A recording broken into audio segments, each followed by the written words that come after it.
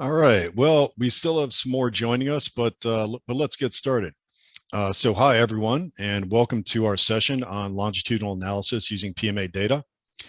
This session is hosted jointly by Ipams and PMA. I'm Phil Anglevich, the PI of PMA. Thanks to everyone for joining us today, and let's get started. Next slide, please. So I'll start this webinar with a research question. Did the COVID-19 pandemic impact contraceptive use? So this question was prominent, particularly in the early stages of the pandemic, and rightfully so.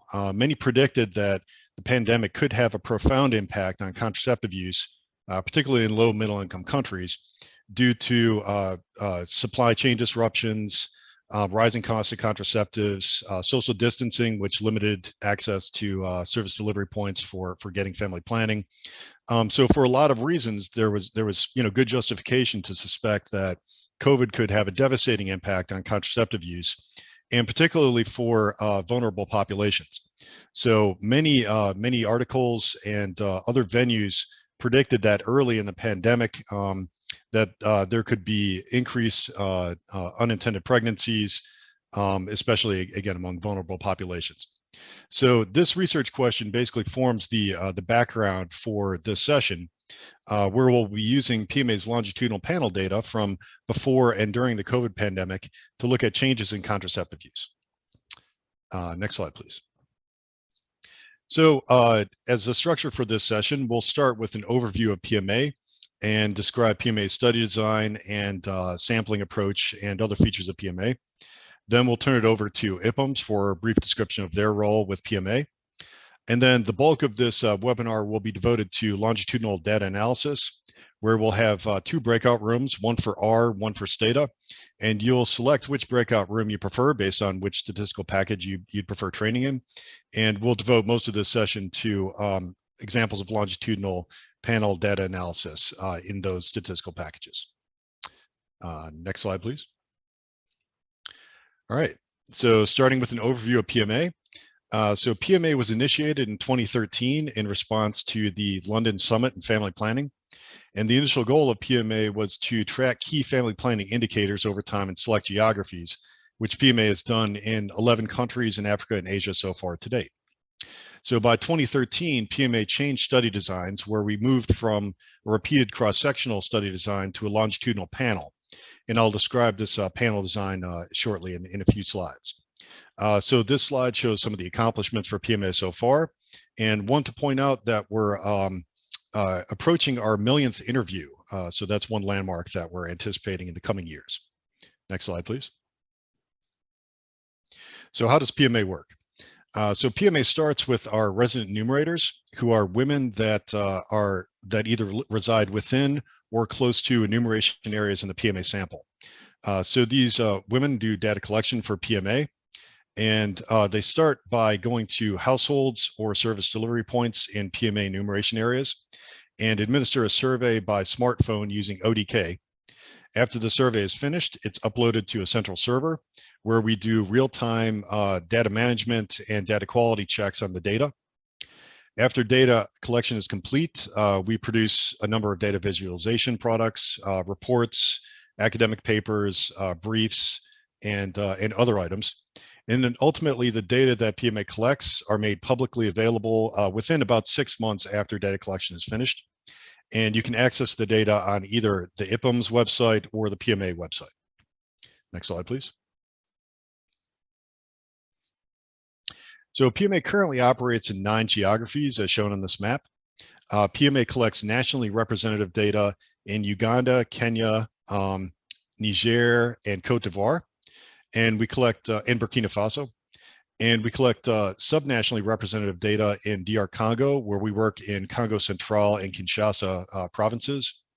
In Nigeria, where we work in Kano Lagos states. In India, where we work in Rajasthan. And then PMA Core has a related project in Ethiopia that focuses on maternal health.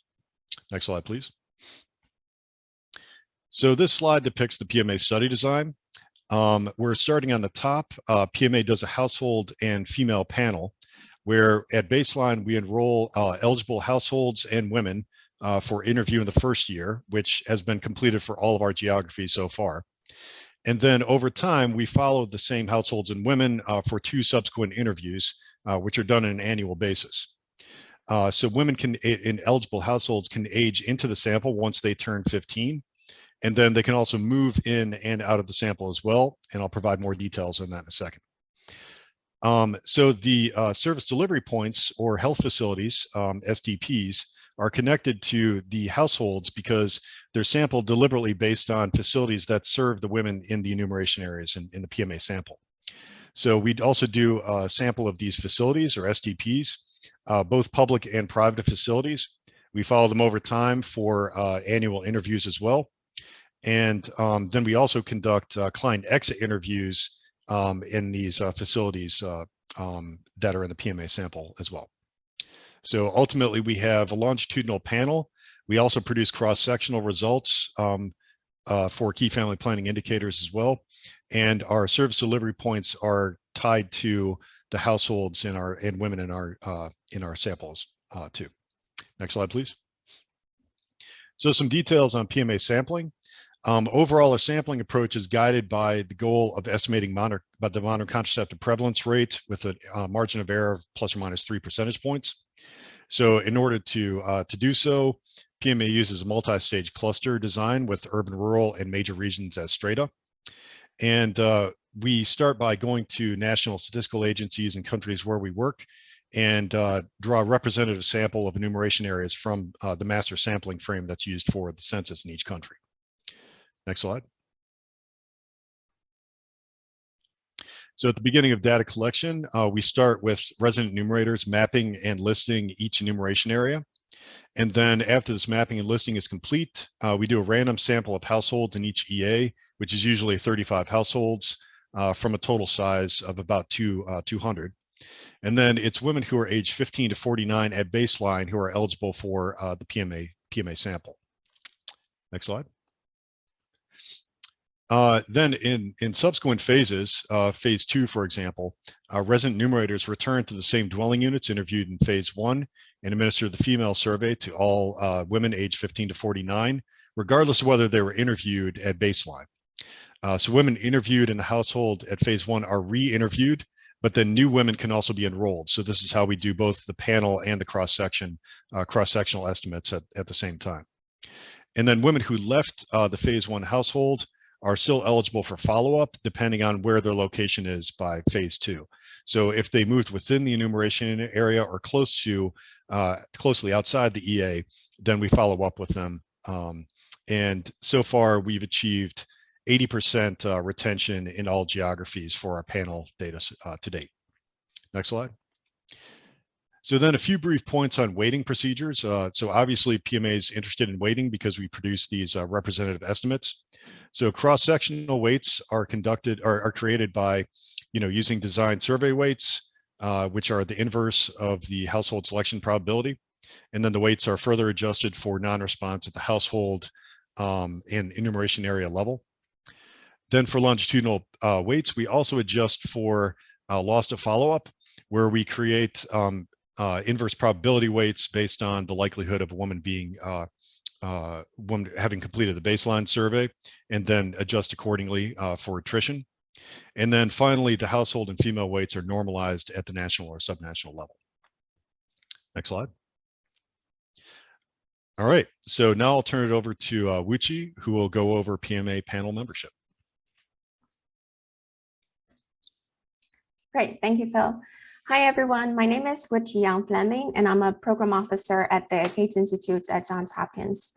In this session, I'm going to be presenting a brief overview of how the panel surveys were conducted and who were involved in the panel samples. Pma sampling approach is a structured household or dwelling unit-based approach. Dwelling unit is defined as a room or group of rooms occupied by one or more households.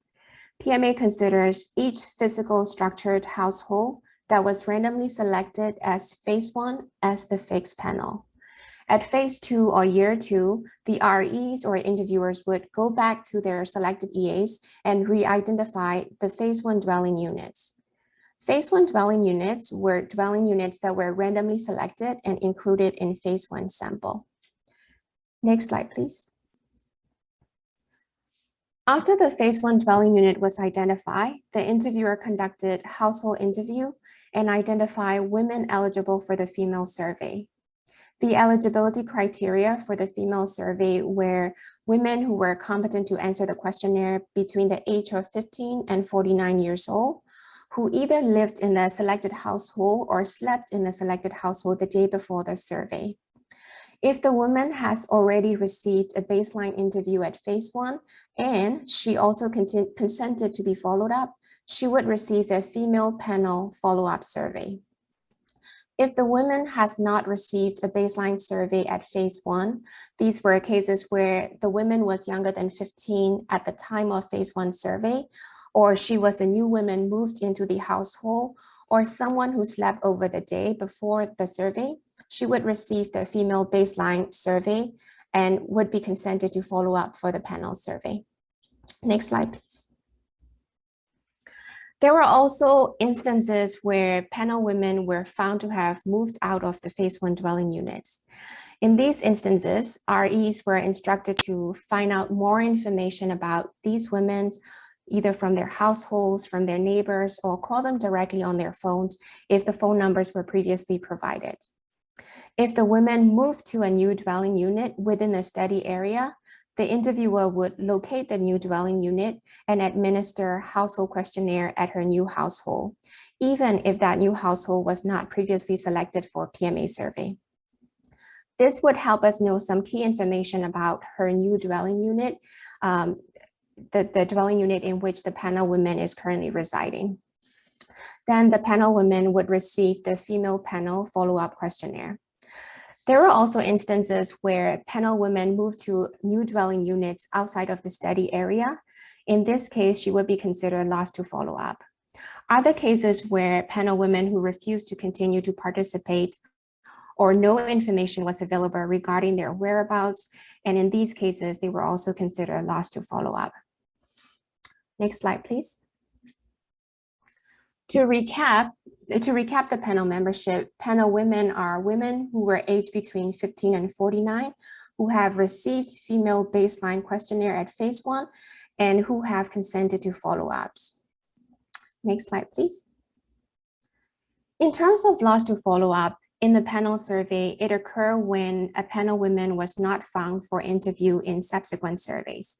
Specifically, it could occur at 4 levels: at the dwelling unit level, household level, household roster level, and female questionnaire level. Next slide, please. At the dwelling unit level, loss to follow-up occur when the RE went back to the phase 1 dwelling unit and the dwelling unit was not found, or it was destroyed or replaced with a commercial structure, and the whereabouts of the entire household or the panel women who used to reside in the dwelling unit was not known, and the women could also be not reached by the phone anymore. In these cases, the panel woman was considered lost to follow up. Since the overall PMA survey design includes cross-sectional surveys in addition to the panel, we would replace the dwelling units if the dwelling unit loss was more than 10% in order to meet the target sample size. Next slide, please. Loss to follow up at the household level occurred when the RE went back to the phase 1 dwelling unit. The dwelling unit was located, but the previously selected household no longer lived there, and no information about the entire household nor the panel women who used to reside there could not be gathered. In these cases, panel women was considered lost to follow up. There could also be instances where the household was located, but they refused to participate in the household survey or did not complete the entire household survey. And in this case, the household roster could not be updated, and the female follow-up questionnaire the female follow-up questionnaire form could not be generated for the panel women, and she would be considered lost to follow-up. Also, loss to follow-up at the household roster level occurred when the RE conducted the household survey at the phase 1 dwelling unit. She found out that the panel woman was not part of the household anymore. This could be because the woman died or moved out of the area and no one knows her whereabouts, or nobody has any information about her. In this case, the panel woman was considered lost to follow up. Next slide, please. Lastly, loss to follow-up at the female questionnaire level occurred when the panel woman was not available for interview at all 3 in-person attempts, or she could also refuse to continue to participate in phase 2. She was not required to continue to participate even though she consented to follow up in phase 1. The panel woman could also become incapacitated due to sickness or other issues, or she could start the interview but could not finish the entire interview. In these instances, the panel woman was considered lost to follow-up. With that, I'm going to conclude my session, and I'm going to hand over to Devin, who would be discussing about Ipams and the data extraction. Thanks, Witty. Hello, my name is Devin Christensen. I'm a senior data analyst and the project manager of Ipams PMA. I've been with Ipams since around 2012. For those who are not familiar with Ipams, I'll briefly explain what we do. So we are based at the University of Minnesota Twin Cities, and we take public use data such as census and survey data from around the world, and we integrate it across time and space. We also systematically document the data to make it easier for researchers to use to study change, conduct comparative research, merge information across data types, and analyze individuals within family and community context. So we are funded by multiple entities, including the National Institutes of Health, the National Science Foundation, et cetera. So access to the data that we harmonize is always free. Next slide, please. One thing I'd like to emphasize is that we do not collect data ourselves, but we partner with other organizations and we access existing data like performance monitoring for action, and we make them easier to use. So we offer a variety of integrated microdata collections from US and international census data to surveys on the labor force, time use, health and review surveys. We also have a couple of aggregate data collections of population and agricultural census. Next slide, please. So here at Ipams, what I mean by harmonize and integrate, we make sure that codes and variable names are consistent over time and place. And a huge part of our work is the extensive documentation at the variable level. One more slide. Oh, perfect, thank you. So we empirically test variable universes, so you understand like the denominator that you're working with any variable you might be working with. We also display the associated survey questions with the variables, and we also note comparability issues over time or across country surveys. Our website allows users to download data in different data formats, such as Stata, SPSS, SAS, CSV, and fixed width, which in combination with our Ipams R package that will be demonstrated in the R breakout session.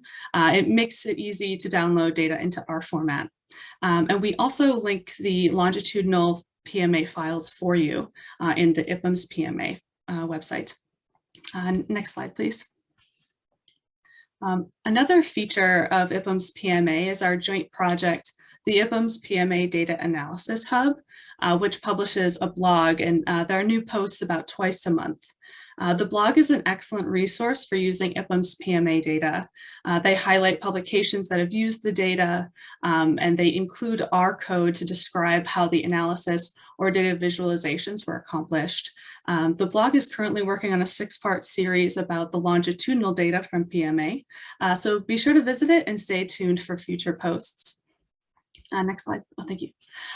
So that brings us to the topic of today's workshop. So we wanted to frame the workshop today in terms of a research question that you could answer with the new PMA longitudinal data. So did COVID-19 impact contraceptive use? And that's a really broad question, but we wanted to break down one approach you could use. So first, we wanted to show you how to download the data that you need to use to answer the question. And then we will show a simple data visualization that you can easily do yourself in either Stata or R, and then demonstrate a simple logistic regression using several possible measures of COVID-19 impacts and estimate the probability of a woman discontinuing or adopting a contraceptive method between late 2019 and late 2020, which is the two phases of survey data that we'll be using today. For the purposes of today, we chose income loss due to COVID and a woman's personal concern over getting infected with COVID-19 as two potential impacts of the pandemic that may have influenced a woman's demand for contraception. And the next section of the webinar will be a tutorial of how to create a customized data file on the Ipams PMA online dissemination system. So we offer cross-sectional samples, like what you mentioned and Phil mentioned, but you can also access the longitudinal data in either long or wide form. So next slide, please. And one more down, perfect. So what I mean by long and wide form, so first, and then one more click, perfect. So when I say long form, I mean that we have the same person on multiple rows. So the FQ Inst ID is the female identifier that we are using to link the female records in the Ipams data. So notice we see the same woman in phase 1 and phase 2 on different rows. So in the baseline sample, she was 28, and 1 year later in late 2020, she was 29. And that is the identifier variable is repeated. And next slide. And then perfect. And then wide form, each individual has her own row and different variables to represent her characteristics in each time period. So if you see like in phase 1, her age would be contained in the variable age_1, and her age would be contained in age_2. So it's not shown, but if that female identifier was on this screen, you would note that it was not repeated because there's only one line per woman. And then one more click down. Excellent. So as you can see, this woman was 21 in time 1 and she was not married, but by the end, or by phase 2, she was married. So this way you can see the change over time within the same row. And with that, I'm going to share my screen and demonstrate how to create a data file on the Ipams PMA website. So Laura, I think I'm going to try to take the screen sharing from you. Okay, excellent. So we'll start from the Ipams PMA homepage, and you get access to the data dissemination system by going to select data up here, or you can also go down to get data. In order to access the data, you must register for a free account with Ipams PMA. You'll need to describe your research project and which countries you need access to. If the described use is a non-commercial use and it's appropriately within the scope of the PMA data, I'll read through your application and approve your registration. All right, so the first time you come to the Ipams PMA data dissemination system, you'll be greeted with this menu. And beyond the longitudinal and family planning data, PMA has collected many different survey types, as nutrition, maternal newborn health, but the one we're going to be focusing on today is person and family planning. So I'm going to click that topic. And the first thing that I want to do is select my samples in order to filter the view for myself, because there are thousands of variables, but we want to just select the ones that are contained within the samples that we're looking at today. So you can access the cross-sectional version of the data as the default, but today we'll be looking at the longitudinal. And you can hover over these icons to remind yourself what the differences between the long and wide. And we also have a link to some extensive documentation about what the files should look like when you download in either long or wide. But for today, we're going to stick with the wide format. And for this workshop, we're going to take a look at Burkina Faso's longitudinal data and also Kenya. And lastly, we're going to keep only the female respondents. That's the default. But if you wanted to perhaps calculate some information at the household level about the composition of the household, you could, of course, include household members within your data extract. But for today, we're just going to stick with the female respondents.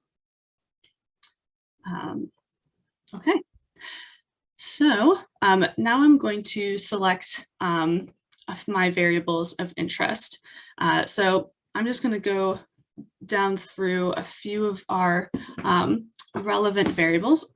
I like to start with a couple technical variables. I want to have a variable that tells us the result of the female questionnaire, like Wuti was describing about when there is follow-up or if there's loss to follow-up and why that the woman may have not been interviewed in the second round.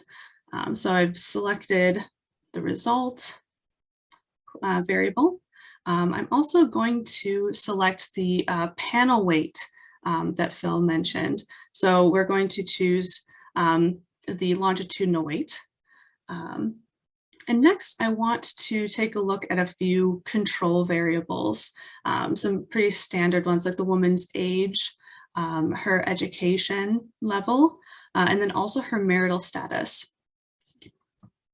And oh, I also forgot I wanted to also add, oh, strata is pre-selected, excellent. And then I also want to add in parity as a control variable, because that is definitely a factor in a woman's demand for contraception. All right, and then I will go to family planning and then current or recent family planning use. So our dependent variable that we're going to be looking at is the variable CP, or whether the woman is a contraceptive user. And as you may be noticing, I'm adding each of these variables to my cart by clicking the plus sign, and you'll probably be noticing this data cart, much like an online shopping cart, you just filling up your cart with only the variables that you're interested in. It's going to keep your file nice and lean. And the best part is it's free from Ipams. Okay, let's see here. I also want to grab a couple other things like the urban status, urban-rural status of the household. And I also want to grab whether the woman was a usual member of the household or not, and whether she had slept there the night before, so that we are finding the de facto population. Also want to know maybe her household's wealth status. And then lastly, we will get to our main explanatory variables. So with these phase 2 samples that were conducted after COVID restrictions occurred, they've added a lot of questions to get a sense of how did COVID restrictions and COVID affect these women. And one great feature of our website is that you can also just select all in a group. But one in particular that I wanted to focus on is the income loss. And this is also a brief demonstration of how our website works. So if I wanted to know more about this variable, income loss resulting from COVID-19 restrictions, I click on the variable name, and this brings me to some documentation about the variable.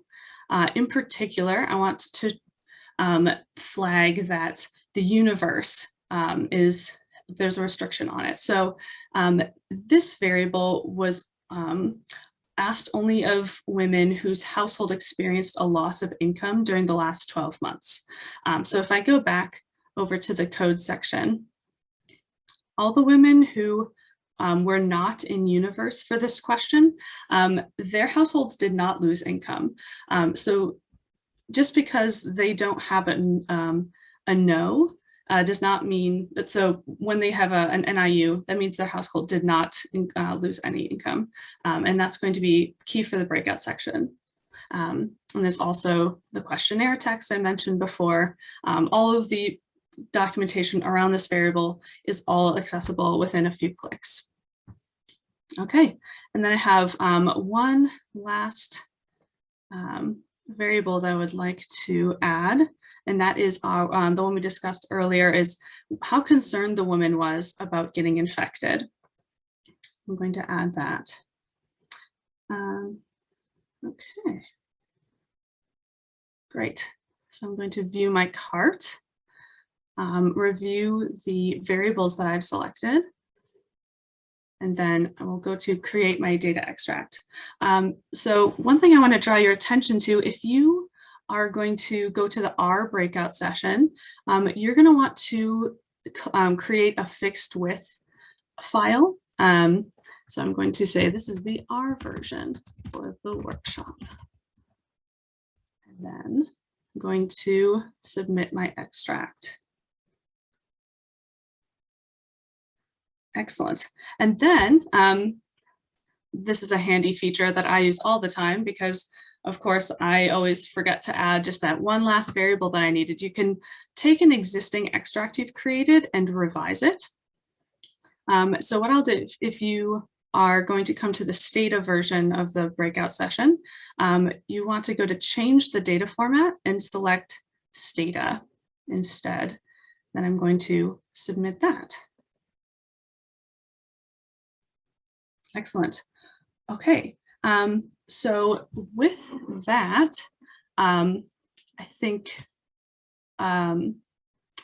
we can, let's see, Laura, I think I might just share the presentation. I have it up here, and I just have 2 more slides to go before we go to the breakout session. So I just wanted to do a quick recap. So the main variables that we're looking at today are CP as our dependent, and we're going, that's whether the woman was using a contraceptive method in the phase that she was observed in. So it's going to, and we have a wide format data file. So CP_1 is going to be the variable of whether or not she was using a method when she was interviewed in late 2019. And CP_2 is going to be the variable indicating whether she was using a contraceptive method in phase 2. And then the CV income loss, that's whether if the household had lost income, whether it was due to COVID. And then COVID concern is a Likert scale about how concerned the woman was about getting infected with COVID. And one thing I do want to take a minute to note here is that just because a woman was not using family planning in phase 1 or phase 2, it does not mean that she didn't use a method some point in between and then stopped before she was interviewed again. And one great thing about these data for the longitudinal samples is that PMA also collected oh, thank you so much. I didn't realize that you were still seeing the website. Great. Okay, so PMA also collects a contraceptive calendar. We're not going to be using those data today, but that is something that's you want to keep in mind, that we're not including women who used for a short time and stopped using before we interviewed them again. Okay, so with that, oh yes, so for the breakout sessions in R and Stata today, we'll be using Karp et al.'s recent paper, Contraceptive Dynamics During COVID-19 in Sub-Saharan Africa, longitudinal evidence from Burkina Faso and Kenya. This will be our guiding framework for today. But the main difference between this paper and what we'll be doing today is that the authors merged phase 1 data with a COVID-19 phone survey data from using the same women from the baseline survey were interviewed in the summer. But in this workshop, we're actually going to be using phase 1 and phase 2 data. But you could absolutely download the COVID phone survey data separately and merge it to the data file that we just created. And you would merge that on the variable FQInst ID, that Pma identifier. Okay, great. So now I'm going to create breakout rooms. So you have the choice of attending the R session with Matt or the Stata session with me. And if you do not choose a breakout room, you will be randomly assigned to one. Okay. All right. So I'll just take a quick moment to set up the breakout rooms.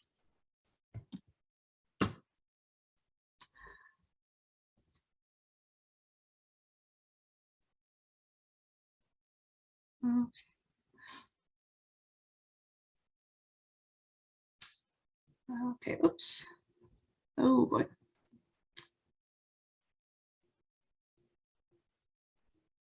Okay, so excellent.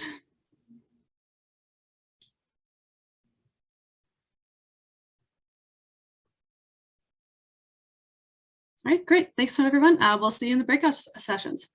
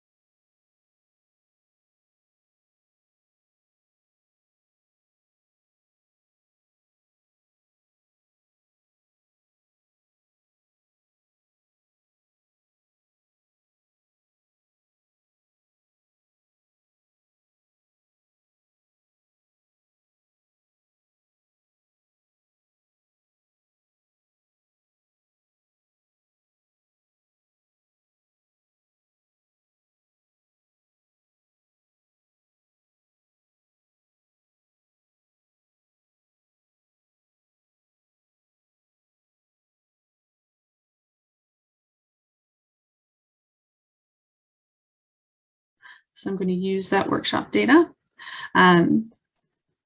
Excellent. So,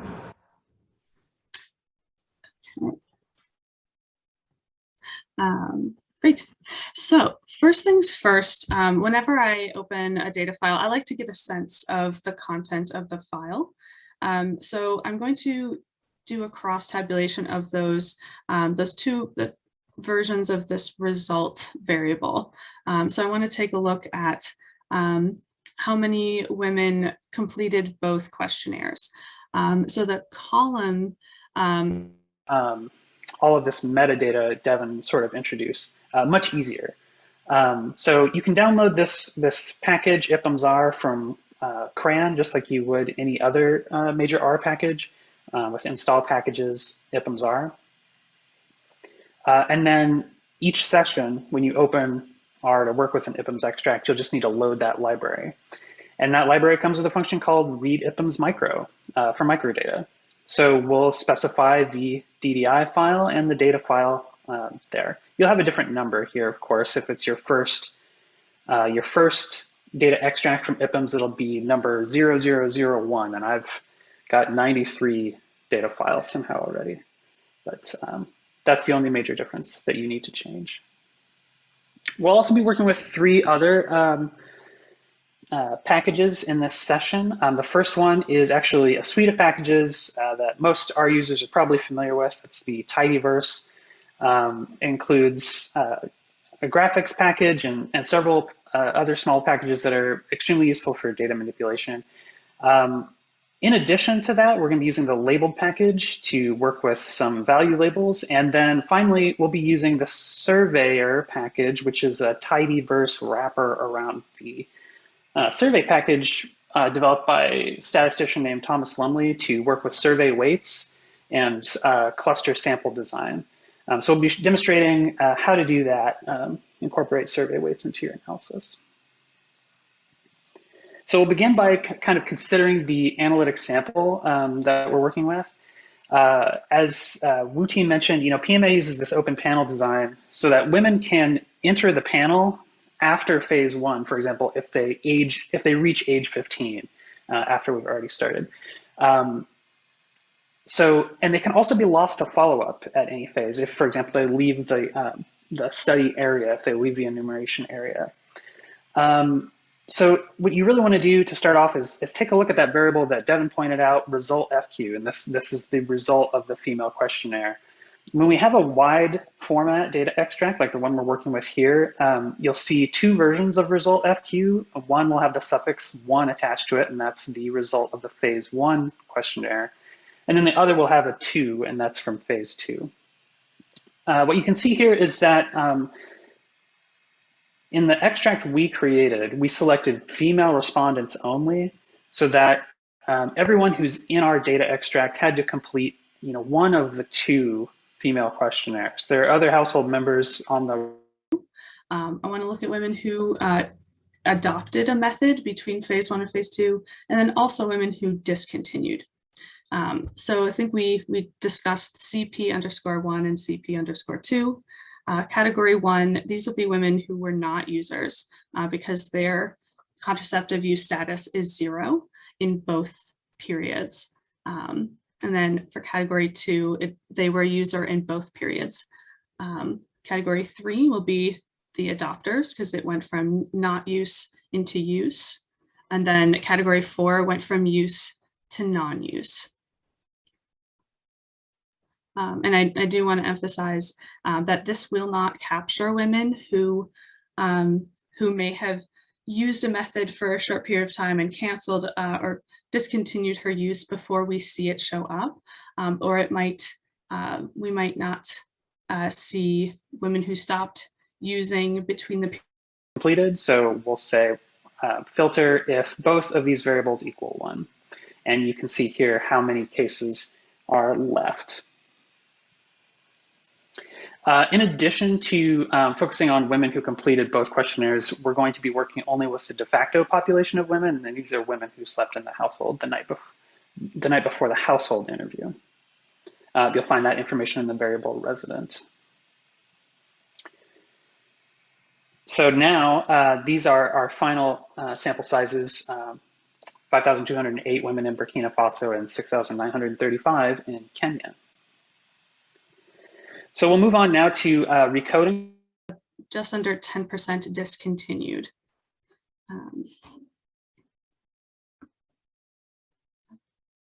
So a huge advantage of using the longitudinal data over cross-sectional is that we can observe women both taking up family planning and discontinuing, rather than seeing the net effect in comparing the MCPR between the two surveys, because we may have only just noticed a modest increase in family planning use, just like netting out the difference between adoption and continuation. But then we wouldn't really be seeing the movement in those categories.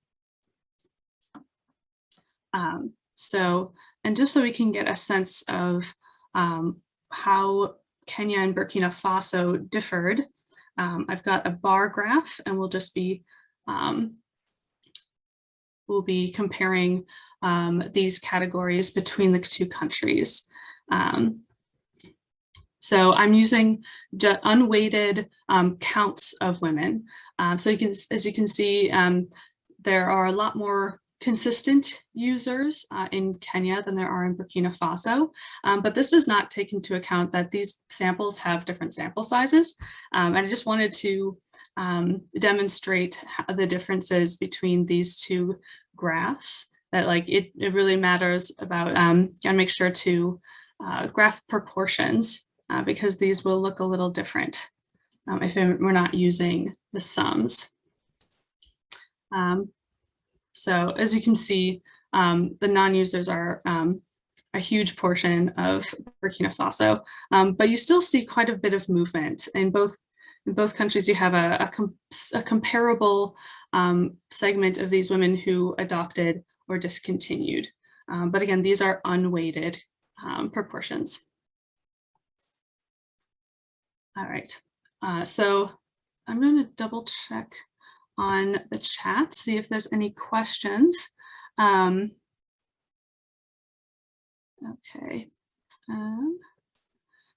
Feel free to add questions in the chat. I'll try to check back in to see if there's any things that I should clarify or go back to. But for now, I'm going to continue on. So as we said, our simple logistic regression that we're going to focus on today is going to be on whether impacts of COVID had significant effects on whether women adopted a family planning method or discontinued their method. So I'm going to reuse categories 3 and 4 and just rename them to adoption and discontinue, just so it's a lot more clear and we don't have to memorize what 3 and 4 mean. And then I also want to take a look at one of our main explanatory variables of whether the household lost income due to COVID. And so this is what I was getting at in when we're creating the data extract from the website. So we have this NIU category of not in universe. So these are women who lived in households that did not lose income because women were only given this question in their survey if they reported that their household did lose income. So for the purposes of this analysis, what we wanted to do is look at, did the household lose income or not? And then also, was it due to COVID?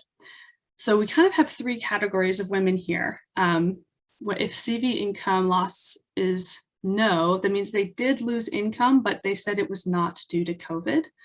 We have women who said their income was impacted and it was due to COVID. And then women who said, my household did not lose income. So we have 2 choices here.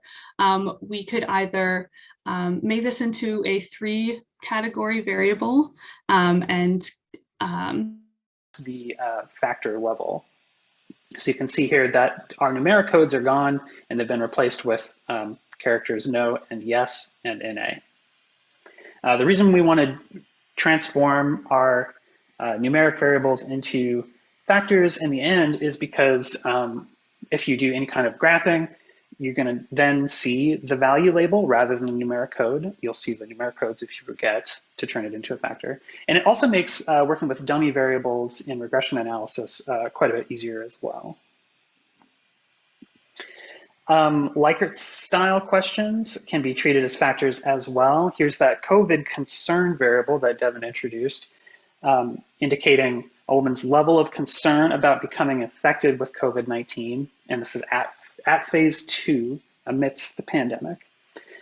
You can see here that we've got this Likert style scale ranging from not concerned to very concerned, but then you have this code 5, currently or previously infected with COVID-19, and you have a few missing responses. So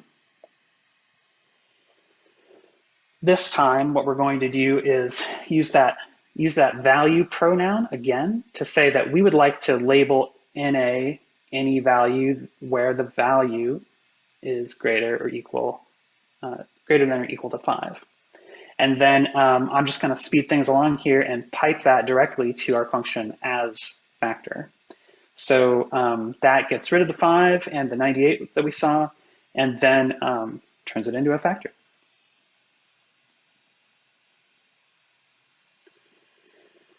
Okay, so something that we feature a lot on the blog is sort of strategies to make your data cleaning workflow more efficient. And one of my favorite strategies is using the across function from dplyr. Dplyr, again, is one of those packages that gets loaded when you load the tidyverse. And across just allows you to run the same data manipulation function over several variables in sequence. So here I'm saying, okay, across these variables, I'd like to do basically the workflow we saw on our last slide. So this is country, the urban and rural status of the enumeration area where the woman resides, the wealth tertile of her household, and her general education level. So with each one of those, we'll turn the values above 90 into NAs and then course as a factor. So something that everyone does when they start working with categorical variables is that they have to learn, how to set a reference group. You can do this with another function from the forcats package. It's factor relevel. So here I'm setting up age in 3 groups. So sort of a young group, a middle group, and an older group. And I do that with case when, and that creates this character string. But I want to make sure that I use the youngest group as my reference group. Factor v level is going to set your levels in the order that you specify here. So this will ensure that the youngest group is the reference group. All right, so much for our independent variables. We're now going to look at our dependent variables.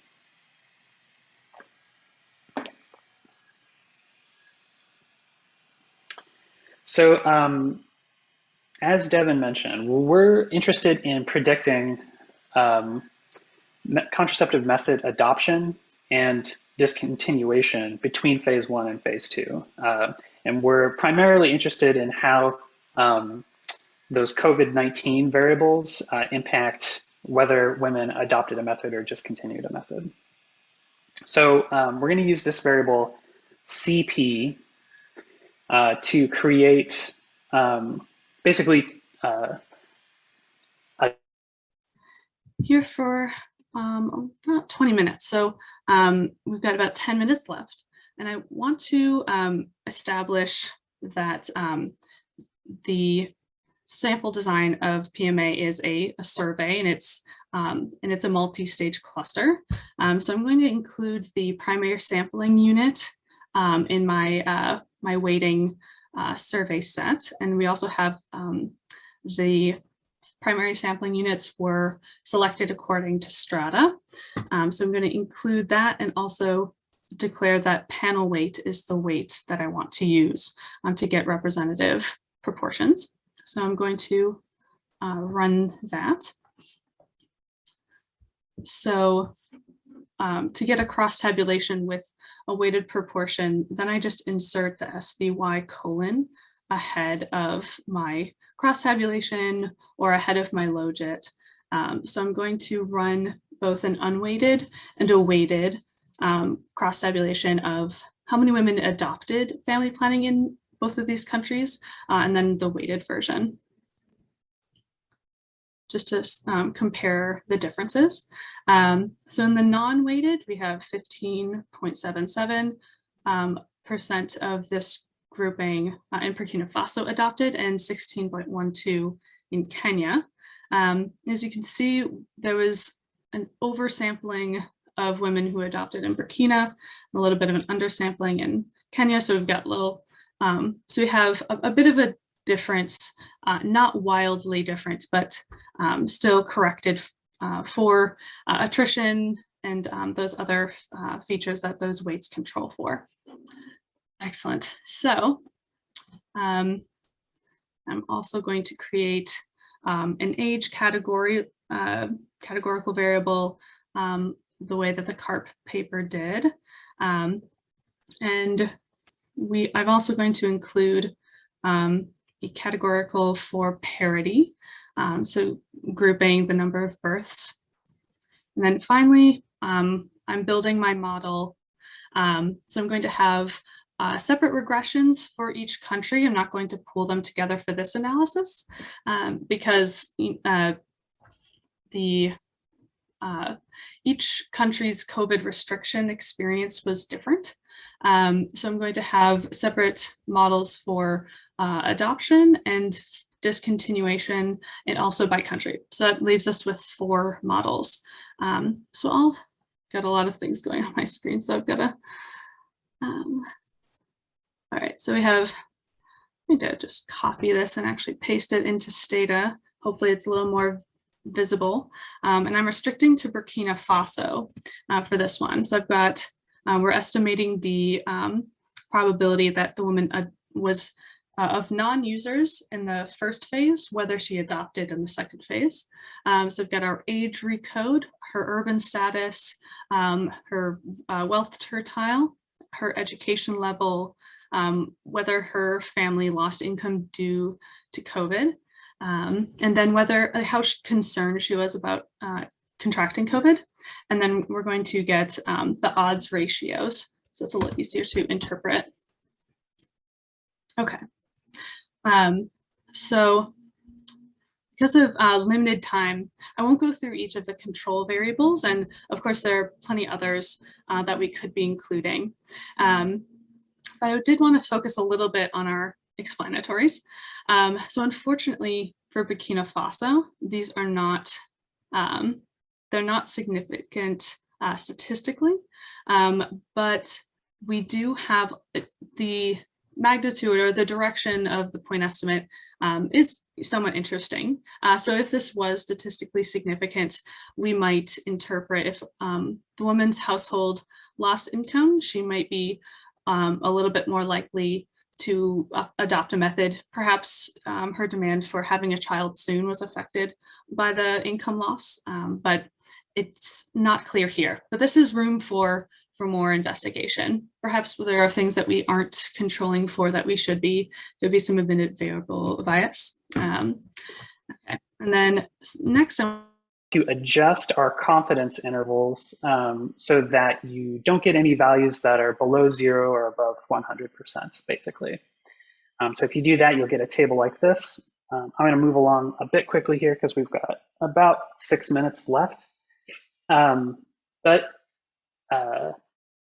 You saw that we get a coefficient estimate and a confidence interval.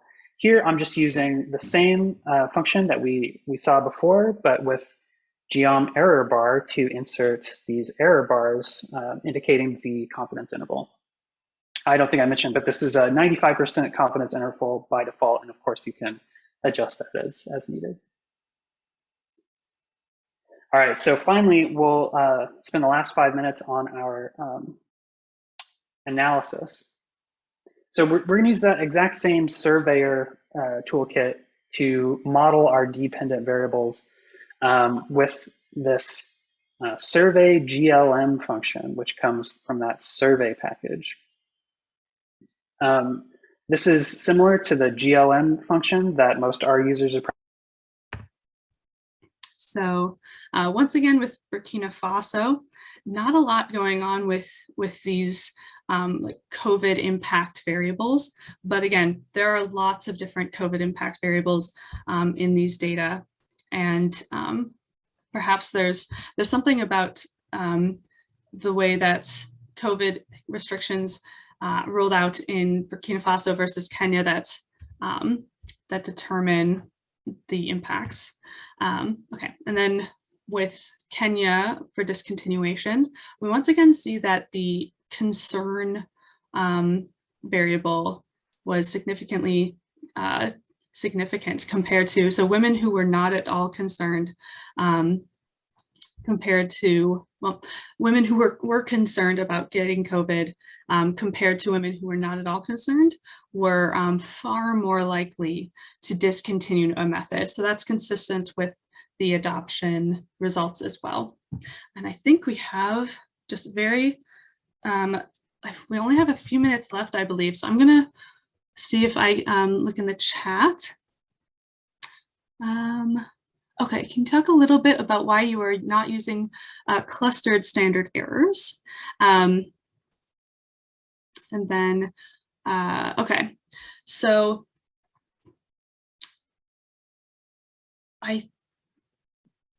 okay, full disclosure, I'm an economist and I'm not a PhD, but my understanding is that we are adjusting the standard errors according to both the primary sampling unit and the strata.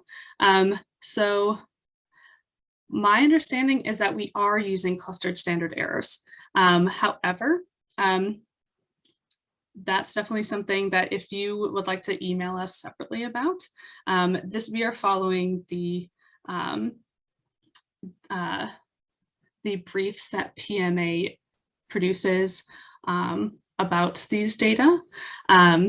So we'll definitely have to get back to you on that. But this is, my understanding is that according to this multi-stage clustered sampling design, we're adjusting the standard errors based on strata and PSU. So, okay, awesome. Yeah, I'm not exactly, okay, great. So why are the baseline explanatory variables? I guess I'm not entirely sure about this question.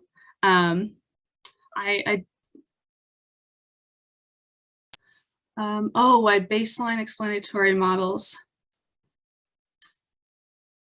into the model. Okay. If I'm understanding correctly, you're asking why we're using like the phase 2 versions of each of these. So, okay, we have 2 minutes left. So for most of these explanatory variables, we are using variables because like the baseline happened before COVID, so that we couldn't, they couldn't ask questions about COVID impacts before COVID happened. So we are only using baseline 2, but you could, of course, like see if there's any changes in her education. So you could look to see if there were differences between her education at time 1 and time 2. But I just chose to use the time 2 because that's like, we were kind of looking at how she's changing over time. But again, a lot of the choices I made for this model was the sake of simplicity in this model. But the great thing about these data is that you have the information about this woman in both time periods. And if you, in this way, you can kind of dissect that change over time. I hope that's what your question was getting at. But definitely feel free to email ipums@umn.org and we'll post that.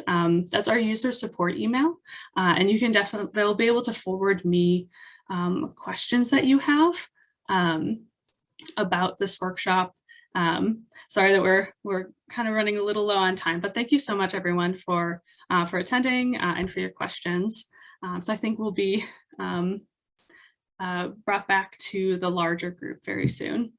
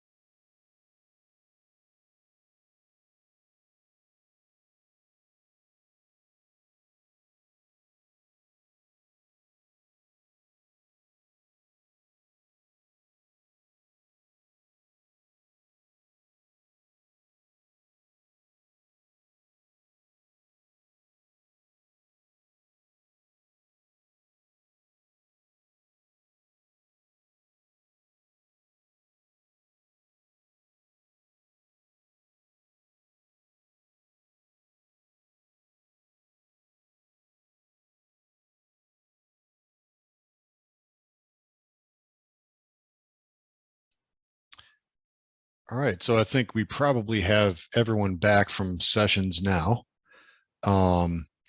So Matt and Devin, any notes, anything you want to note from the breakout sessions?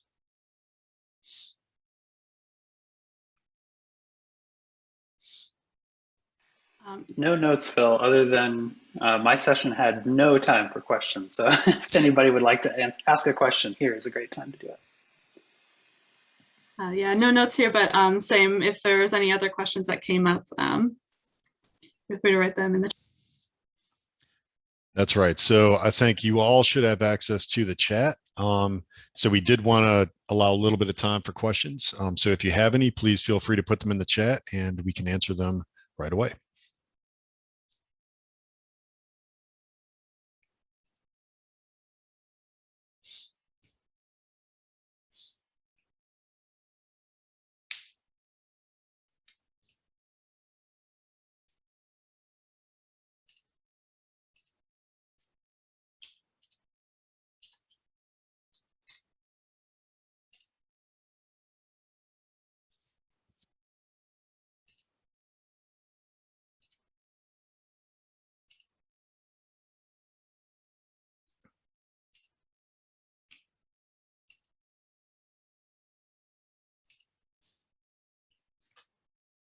All right. Well, not seeing any questions, that's okay, because we'll have time for questions later after this session. But just a few more things to note before we finish up. So first of all, the examples that we ran through today, we're looking at the impact of COVID-19 on contraceptive use. And that's obviously only one of many topics that PMA collects data on. So PMA, we also collect data on topics like women's economic empowerment, women's sexual and reproductive empowerment, and reproductive histories. We collect a 2 to 3 year contraceptive calendar, a lot closer to 3 years than 2. Gender-based violence for certain countries and rounds, fertility and contraceptive preference and intentions, family planning service quality, and we also have GPS coordinates that are displaced for all of our participants and households. So these are only a few of the topics that we collect data on.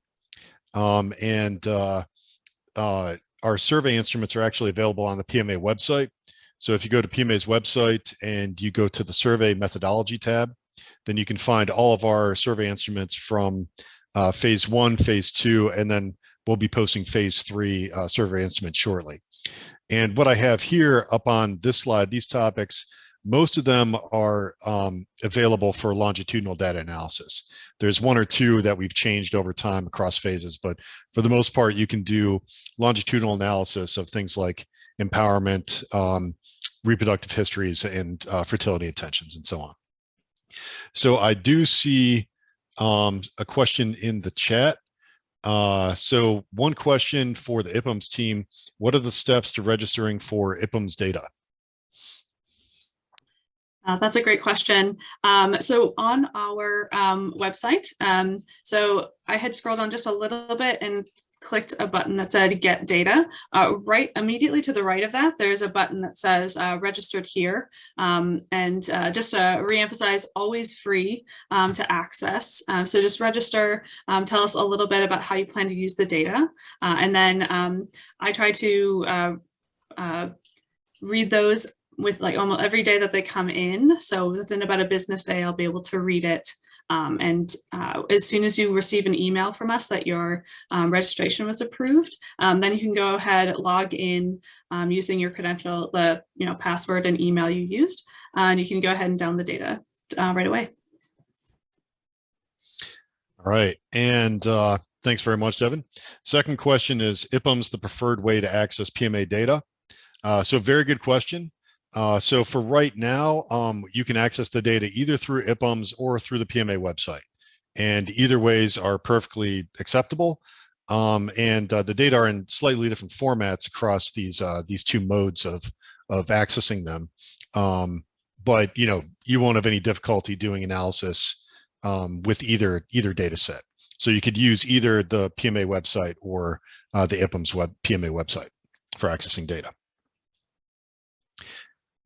So a few other notes about our longitudinal panel data. So baseline panel data are available for all 8 countries right now. And as I just mentioned, they can be accessed through the Ipams PMA website or the PMA main website. The links are shown here. And we have 2 phases of longitudinal panel data. So we have baseline and follow-up available and posted online for Kenya, Nigeria, DRC, and Burkina Faso. And then this summer, we'll be posting data for Rajasthan, India, Uganda, Cote d'Ivoire, and Niger. So by the summer, we'll have panel data for all 8 countries where we work. And then shortly afterwards, we'll also have phase 3 data. So Kenya and Nigeria will post phase 3 data by August this year, then followed shortly by Burkina Faso and DRC. We referred to some of the research that PMA has done with these data, or that has been done with PMA data, but we've done obviously more research than what was just presented here. And if you want to look at more of our research, you can access it through the PMA Google Scholar website. And there's a link on this PowerPoint that we'll make available after this session. Next slide. So if you have questions about anything we presented today, we encourage you to email us. You can reach us through these 2 email addresses here. The first is the general email address for PMA, and the second is for Ipams. So any questions that you have, please feel free to reach out, and we'll answer your questions very shortly. I had one that came up in the chat that I'd kind of like to touch on if this would be a good time. Someone asked any takeaway messages from this analysis on what might be the key things to look for as far as the impact of COVID-19 on family planning use. And one thing that comes to mind that I meant to talk about in the breakout session, but we saw in Kenya that concern over COVID infection was a significant determinant of adoptions and discontinuation.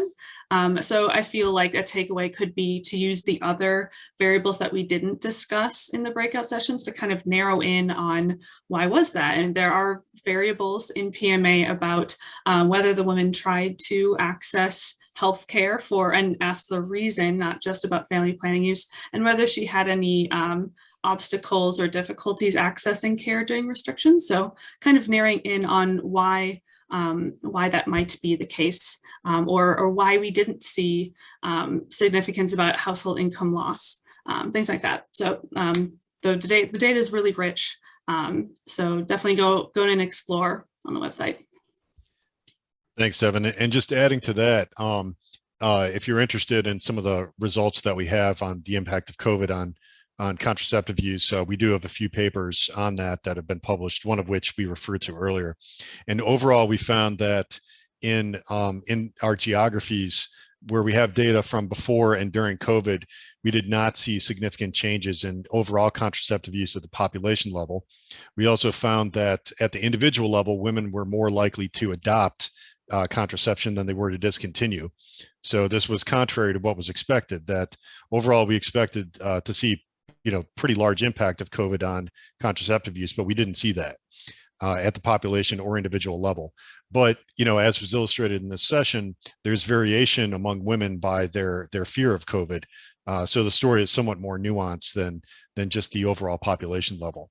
And like Devin said, we're really just scratching the surface of the analysis that we can do with PMA data. So I think there's much more that can be done. And I see another question in the chat. What caveats do you add to ensure one appreciates that some of the PMA data are regional within countries and not national, like Congo, India, and Nigeria? So that's true. So we don't produce national estimates for India, DR Congo, or Nigeria. So the data that we have are representative only at the subnational level. So we can't make any statements about national level estimates of COVID or family planning for those geographies. But we do provide data at the subnational level, which I think is we found is valuable for programs, family planning, government activities, and other purposes as well, including research. So more information about where our data are representative is on our website. And also, like I said, we'll make this presentation available if you have more questions. All right. Great. So if there are no more questions, we want to thank you for attending this webinar. We really appreciate your interest in our data.